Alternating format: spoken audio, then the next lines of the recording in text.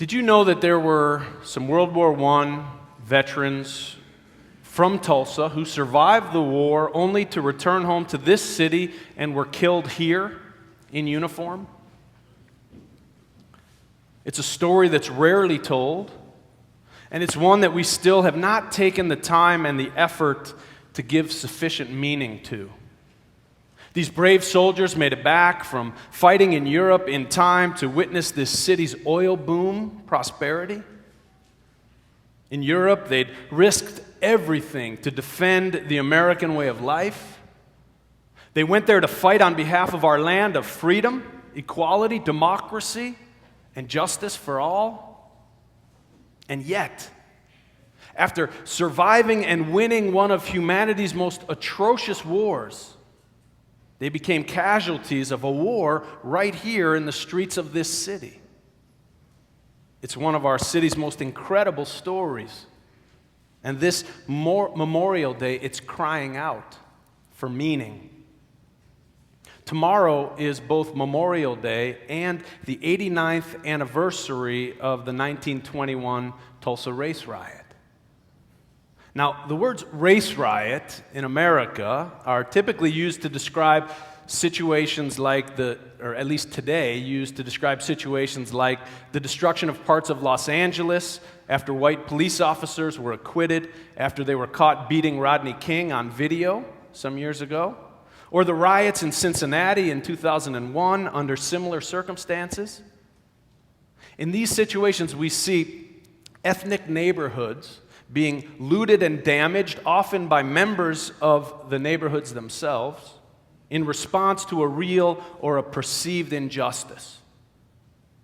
However, in 1921 in Tulsa, it was very different.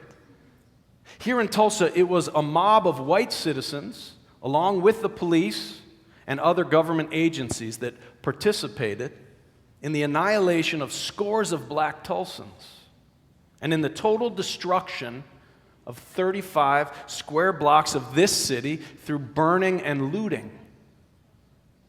Have you seen the pictures?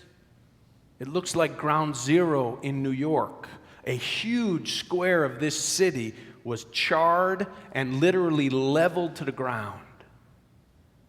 The Greenwood District went from a thriving community with families, restaurants, candy stores, and movie theaters to a wasteland overnight.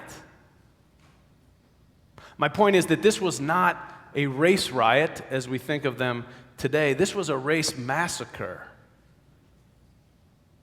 On May 31st into June 1st of 1921, people were massacred in this city due primarily to the color of their skin. It's a terrible subject to bring up. And most people would rather not talk about it. Maybe rather I not talk about it. But this Memorial Day weekend, if we're paying attention, we can hear their voices in the wind saying, "We were Tulsans. We were killed. Remember us. Our lives and our deaths are not ours. They are yours. They will mean what you make of them." Can you hear them saying, whether our lives and our deaths will lead to reconciliation and new hope, or whether they will amount to nothing, we cannot say. It is you who must say this.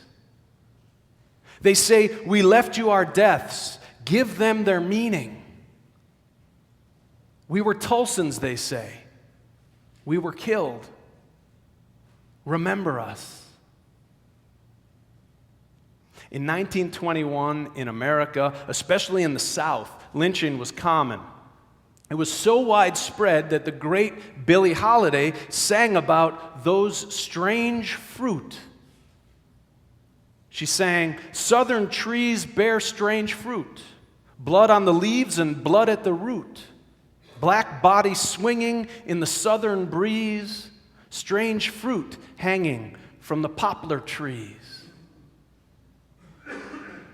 It was in that context that a 19-year-old shoeshine boy named Dick Rowland was arrested one day in Tulsa for apparently accosting a 17-year-old white girl who was the elevator operator in the only building in downtown Tulsa in those days where a black person could use the bathroom.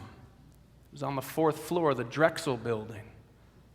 Dick Rowland was arrested and taken to the Tulsa jail, and rumors spread that a white mob was going to head down to the jail to lynch him. A number of black Tulsans gathered to consider what they could do to help him. The group included quite a few black World War I veterans who had recently returned from Europe, where they had defended the American promise of freedom and justice for all.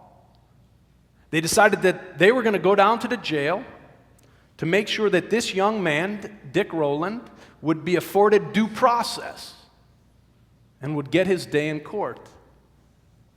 These proud veterans dressed up in their World War I uniforms, and they took their rifles and they offered to stand outside the jail to help the sheriff to protect Dick Rowland so that the mob that was forming could not storm in and take him out. By then, a mob of over 1,000 white men with guns had formed outside the jail. The mob told the black veterans to give up their weapons, but they refused. A gunshot rang out, and to this day, we're not sure who it was that took the first shot. All we know is that over the next 16 hours, the sheriff deputized hundreds of white men with guns so that they became agents of the state, acting under government authority as they pathetically terrorized and ravaged their fellow Tulsans and a specific neighborhood in this city. Estimates of the dead range from 38 to well over 300, depending on who you ask, making it the worst race riot in American history. Homes and businesses in 35 square blocks of North Tulsa's Greenwood District were completely burned to the ground. Black men, women, and children were rounded up at gunpoint and interred in detention centers in Tulsa's baseball stadium and fairgrounds, presumably to protect them, but it made it impossible for them to protect their property and their neighborhoods. Over 1,200 homes were destroyed, and over 10,000 people were left homeless. When it was over, the insurance companies would not honor their insurance policies, claiming that it was a riot and there was a clause against reimbursement for riots.